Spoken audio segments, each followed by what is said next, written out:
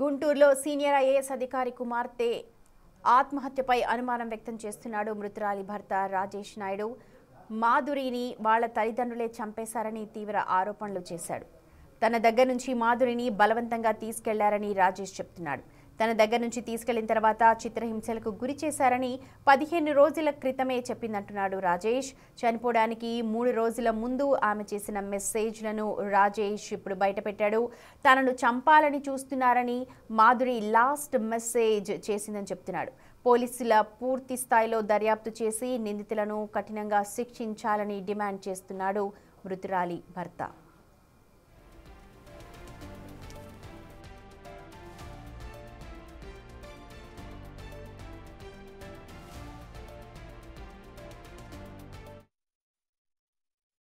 నా పేరు ఎన్ రాజేష్ నాయుడు.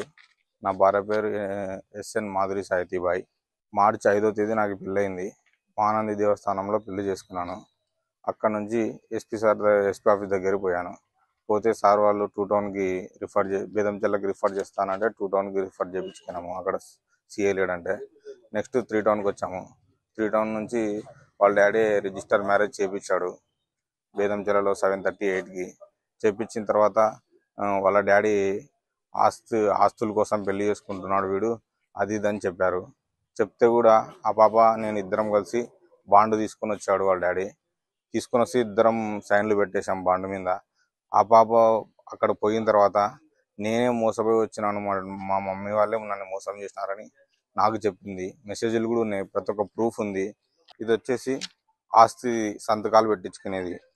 విట్నెస్ రాజేష్ నాయుడు ఇక్కడ మాధురి సాయితీబాయి. మొత్తం ఆ రోజు కూడా వాళ్ళు పెట్టించుకున్నారు సంతకాలు. 2 టౌన్లోనే పెట్టించుకున్నారు. నా ఆస్తికి వాళ్ళ ఏ ఒక్కదానికి కూడా నాకు ఎటువంటి సంబంధం లేదు. నేను ఏదో ఆస్తి కోసం పెళ్లి చేసుకుంటానని అనుకుంటున్నారు. నేనైతే ఆస్తి కోసం అయితే పెళ్లి చేసుకోవడం లేదు. అది నేను చెప్పదలుచుకునేది. కానీ నా భార్యని ఇంతవరకు వాళ్ళ డాడీ కానీ వాళ్ళ మమ్మీ కానీ చనిపోయిందని మాకు వాళ్ళ బంధువులు కానీ ఎవరికి ఫోన్ చేసి చెప్పలేదు. ఇది మాత్రం ఆ పాపది హత్యనే.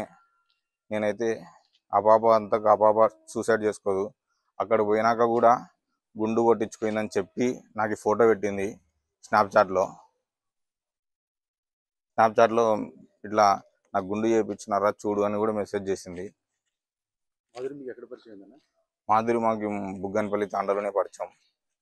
మాధురి దూరమై రేపు 3కి 3 నెలలు అవుతుంది. లాస్ట్కి నాకు మెసేజ్ కూడా చేసింది, నేను మా మామ వాళ్ళు చంపాలని చూస్తున్నారు నన్ను, నేను చనిపోతే నువ్వు కూడా చనిపో మామ, ఎందుకంటే మా వాళ్ళు నేను వదిలిపెట్టారు అని చెప్పి మెసేజ్ కూడా చేసింది. Last message. మా భార్య నాకు కావాలా, మా దాన సంస్కారాలు మేమే చేసుకుంటాం. మా భార్యని హత్య అది వాళ్ళ డాడీ వాళ్ళ మమ్మీ వాళ్ళ బంధువులే చంపినారు.